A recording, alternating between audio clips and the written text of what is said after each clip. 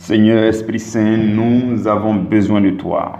Je te prie de remplir cet endroit maintenant, de te saisir de ma voix et de parler aux nations et de parler aux générations. Je prie que tu transmettes au cœur la parole de Jésus dans sa richesse, dans sa diversité, dans sa profondeur, dans son excellence, d'affermir les cœurs, Seigneur, à travers ce message. Tout comme la neige et la pluie qui descendent ne peuvent remonter vers toi sans avoir fait féconder la terre, sans l'avoir arrosée, sans avoir fait fructifier les cultures, sans que ces cultures aient porté beaucoup de fruits et de moissons. Ta parole que tu nous adresses maintenant en cette première heure du mercredi 3 juin. Je prie que cette parole s'accomplisse dans la vie de tous ceux qui l'entendent.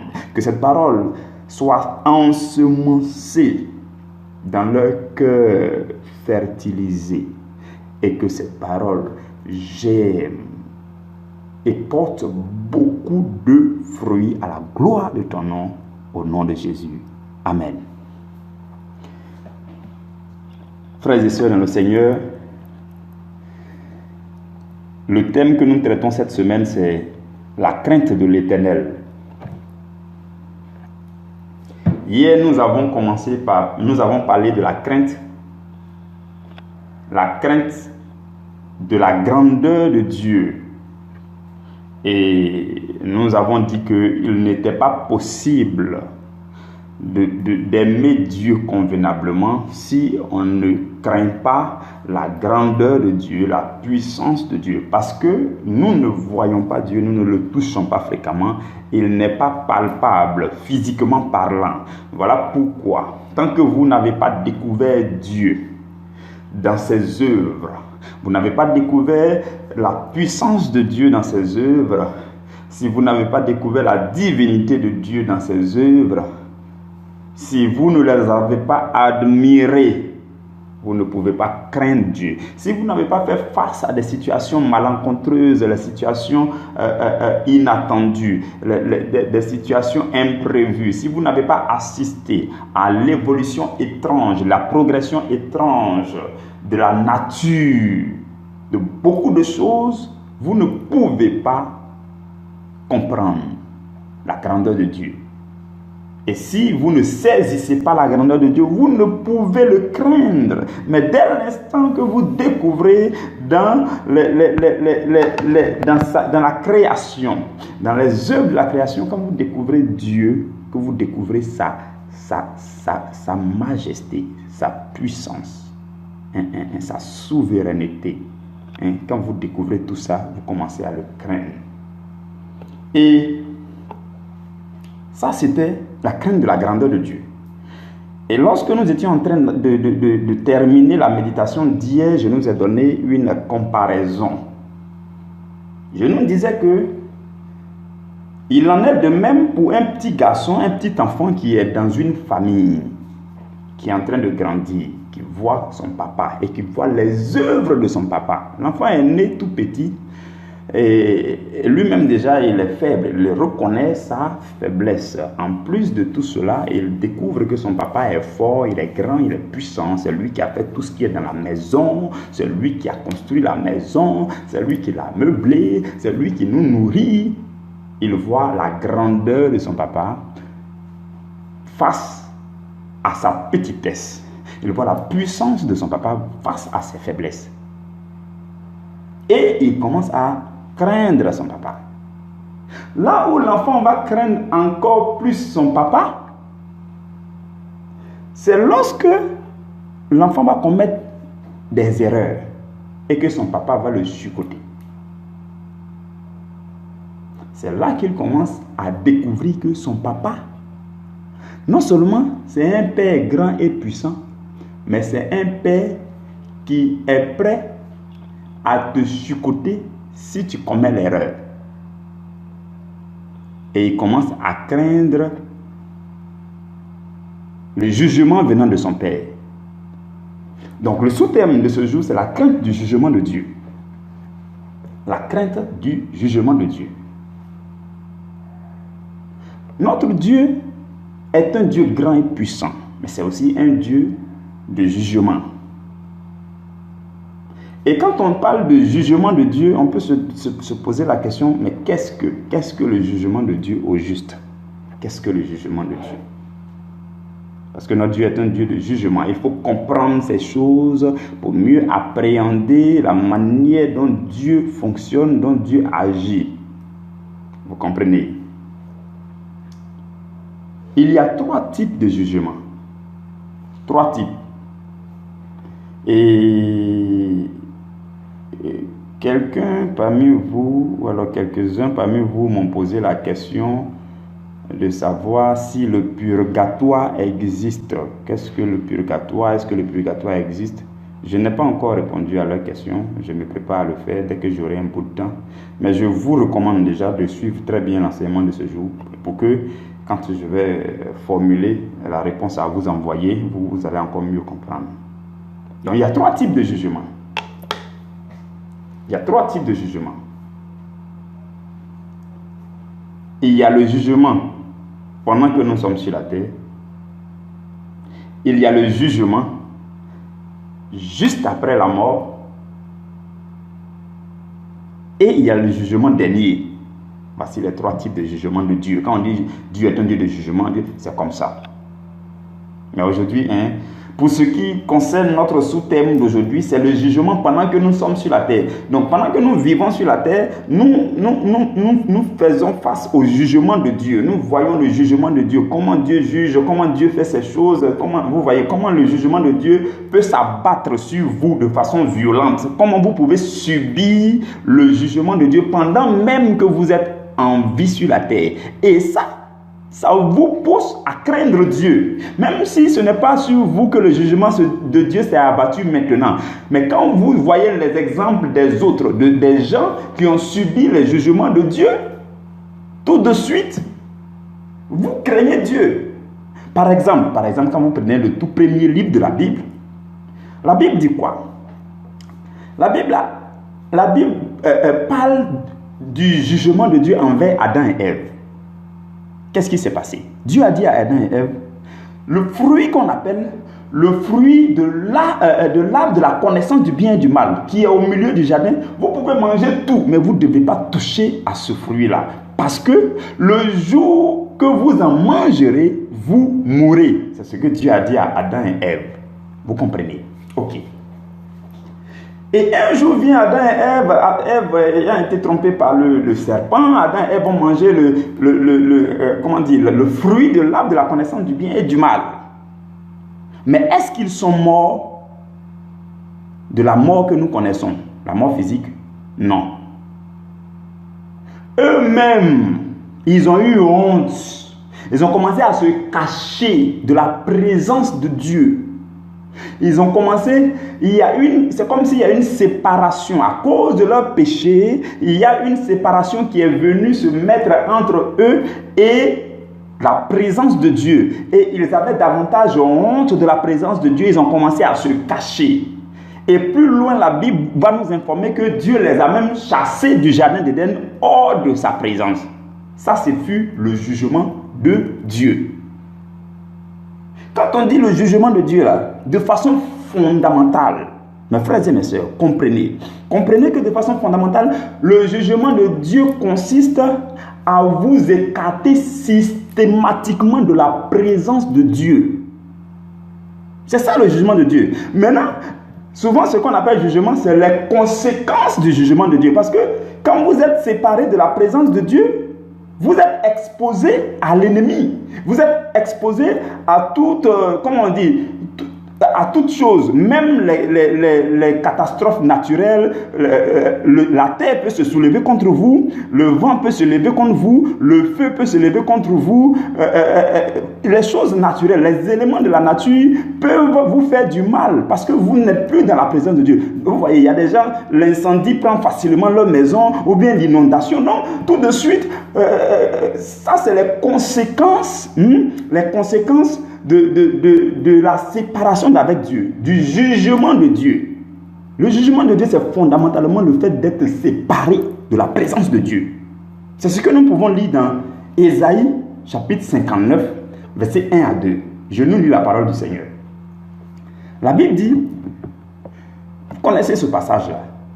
La Bible dit, non, la main de l'Éternel n'est pas trop courte pour vous sauver, ni son oreille trop dure pour vous entendre. Mais ce sont vos crimes qui mettent une séparation entre vous et votre Dieu. Ce sont vos péchés qui vous cachent sa face et l'empêchent de vous écouter. Voici, mes frères et mes sœurs, comment le jugement de Dieu se traduit. Dès que vous péchez contre Dieu, Dieu là, lui, il est sans problème. Regardez, l'image que j'aime donner souvent, c'est que Dieu là, la Bible dit, dans le livre de Timothée et aussi dans le livre d'Apocalypse, la Bible dit que Dieu, il habite une lumière très éclatante que nul œil n'a vu et que nul œil ne peut voir. Donc Dieu est une grande lumière. Je ne vous parle pas d'une lumière physique. Dieu est une grande lumière. Donc souvent, je me permets de matérialiser Dieu comme une ampoule qu'on met là. Vous voyez. Maintenant, il y a des gens tout autour.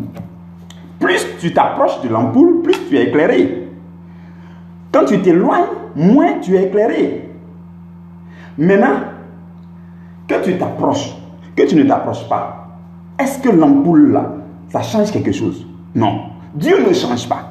Que tu t'approches de lui, que tu t'éloignes de lui, il reste Dieu.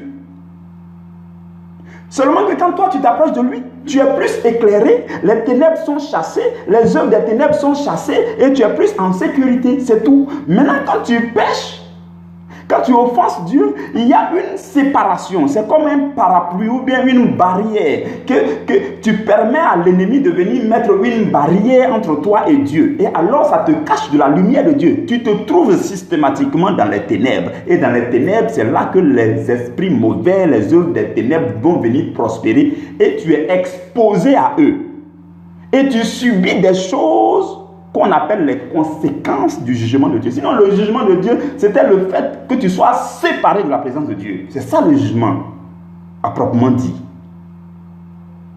Maintenant, vous et moi, dans cette vie-là, il est arrivé des fois, on a subi le jugement de Dieu. C'est-à-dire, toi-même, tu as commis l'erreur. Tu reconnais que tu as péché. Et puis, tu vois les conséquences. Maladie même, qui est en train de te fatiguer là. Tu sais d'où c'est venu. Tu sais quelle erreur tu as commise. Ou bien l'erreur que tes parents, tes aïeux ont commis. Ou bien quel pacte tu allais signer avec Satan.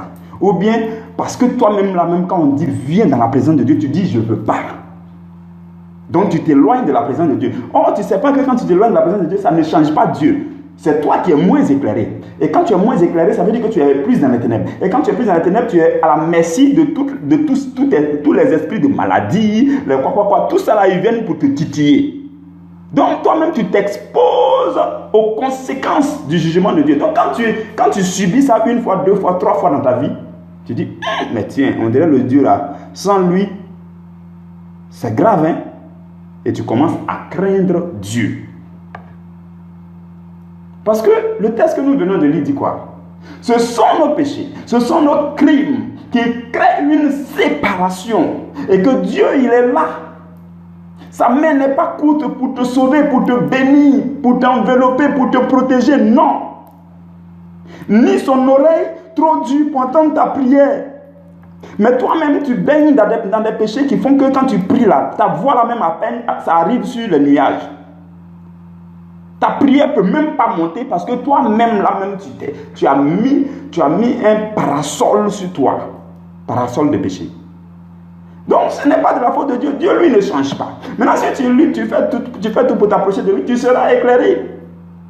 Et la Bible dit, ce sont nos crimes, ce sont nos péchés, ce sont nos erreurs. Ce sont ces choses-là qui nous cachent la face de Dieu et qui l'empêchent de nous écouter. C'est ça le jugement de Dieu. Maintenant, qu'est-ce qui nous est demandé? Puisque, vous voyez, je vous ai dit qu'il y avait 3 types de jugement. Là, nous sommes en train de parler du jugement sur la terre. Donc, lisons ensemble 1 Corinthiens chapitre 11. 1 Corinthiens 11, versets 30 à 32. Je lis la parole du Seigneur. La Bible dit, C'est pour cela qu'il y a parmi vous beaucoup d'infimes. Bon, Paul était en train de parler de quand les gens se réunissent pour prendre le repas du Seigneur, il y a des gens qui viennent pour se saouler, il y a des gens qui se comportent mal, tout ça. Il y a des gens qui n'attendent pas d'autres avant de manger, tout ça. Donc il parlait d'eux et puis il dit, c'est pour cela que parmi vous, il y a beaucoup d'infimes et de malades. Et qu'un grand nombre sont morts. Et au verset 31, il dit quelque chose de très, très, très important. Il dit, si nous jugions nous-mêmes, nous ne serions pas jugés. Ah, il parle de quel jugement? Quand vous lisez très bien ce verset, vous allez voir qu'il y a deux types de jugements déjà qui sortent. Si nous nous jugeons nous-mêmes sur la terre ici, c'est-à-dire que si tu t'assois, tu te remets en cause, tu te corriges toi-même, tu te parles bête, en Côte d'Ivoire on dit bête, tu te parles bête, tu te dis la vérité, tu te cognes toi-même, tu te dis la vérité, tu te remets en cause, tu te juges toi-même. Si tu le fais, alors ça va t'éviter d'être exposé au jugement de Dieu.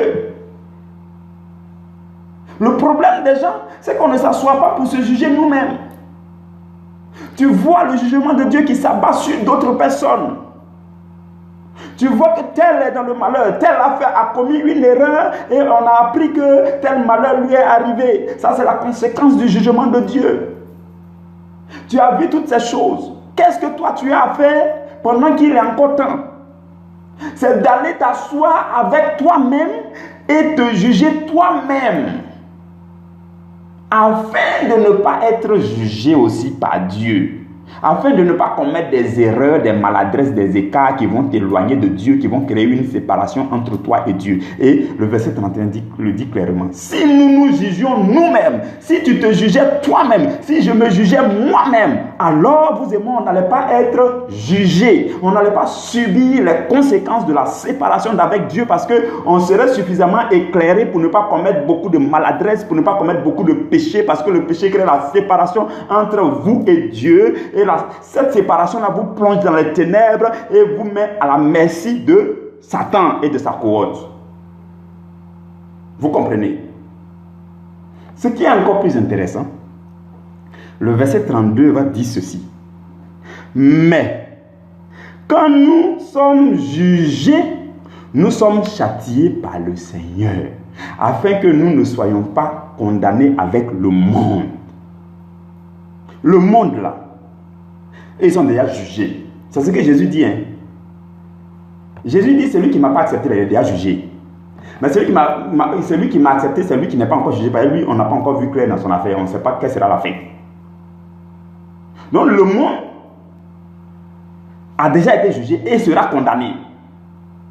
Le verset 32 nous dit que si nous sommes jugés, ou alors si nous nous jugeons nous-mêmes, alors depuis la terre ici, Dieu peut nous corriger, il peut nous châtier un peu avec des épreuves difficiles pour nous redresser, pour nous éprouver, pour nous éduquer, pour qu'on soit correct. Et alors ça va s'arrêter là. Mais si on ne le fait pas, alors on sera condamné avec le monde. Parce que après la mort, il y a un jugement qui commence. Et ce jugement-là peut te condamner tout de suite même avec le monde, si tout va mal. Si tu as la chance, tu vas connaître ce que l'Apocalypse appelle la première résurrection. Et tu vas aller au jugement dernier. Et si là-bas tu as la chance, alors tu ne vas pas connaître la deuxième mort. Parce que la deuxième mort, c'est la mort définitive, la mort dans le feu éternel.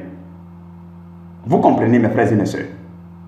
Donc, pendant qu'il est encore temps, nous devons accepter, nous devons reconnaître que le jugement de Dieu là, l'homme peut subir ça s'il ne fait pas attention.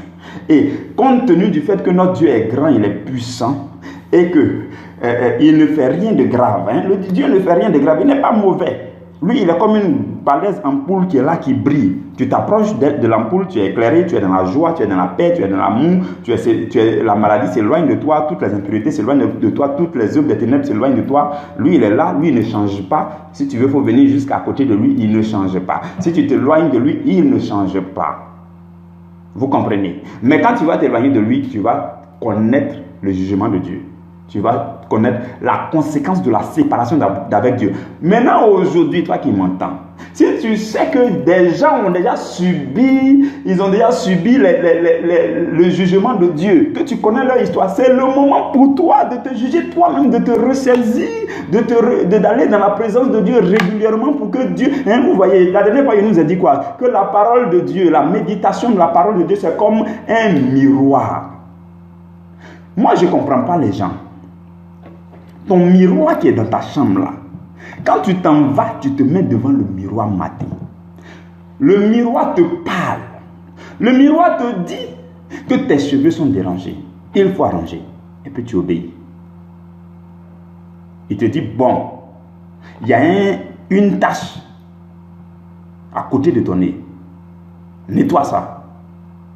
Tout de suite, tu nettoies.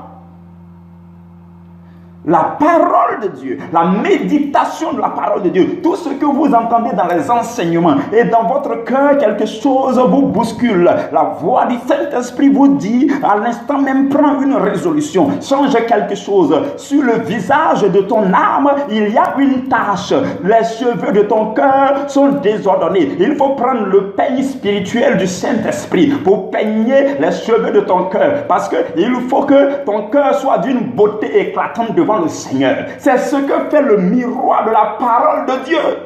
Et nous n'obéissons pas très souvent. Vous voyez, quand on prêche là, c'est sur le champ qu'il faut prendre les résolutions. Quand on finit de prêcher, normalement à la fin de chaque prédication, chacun doit prier de son côté au moins 2 minutes de prière pour dire à Dieu, selon ce que je viens d'entendre là, je décide de faire ceci, je décide de me ranger, je suis toujours avec toi, je réitère mon engagement à ta suite, je renouvelle mon alliance avec toi, je suis avec toi Jésus, collé serré, on est ensemble, je prends telle décision, parce que telle chose voulait me déranger pour m'amener dans le péché afin que la séparation vienne et que je subisse le jugement de Dieu. Mais non, parce que j'ai entendu l'enseignement de ce jour, le pain de ce jour, je prends la résolution. Vous voyez, à la Pentecôte, quand Pierre a prêché, il a prêché.